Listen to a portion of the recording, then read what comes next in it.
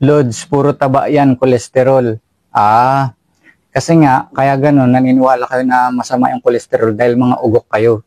Pero, hindi nyo kasalanan na maging ugok kayo dahil pinaniwala lang tayo, pinagsinungalingan tayo ng maraming panahon na masama yung kolesterol.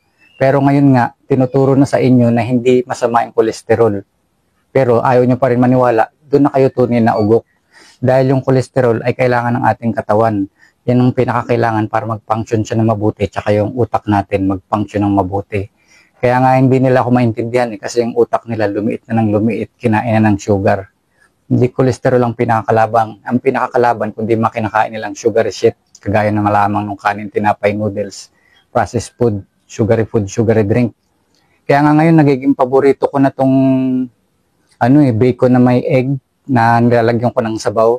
Sinasabawan ko na lang, di ko na piniprito para yung mantika, makain ko na lahat. Kasi yun ang problema namin parami ng parami yung mantika. Pero ito, makakain ko na siya lahat. Di wala na akong problema, stress free. Ito siya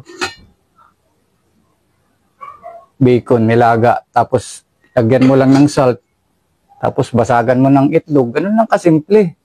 Pinapahirapan lang nila Nutrition is simple. You just need to wake the fuck up.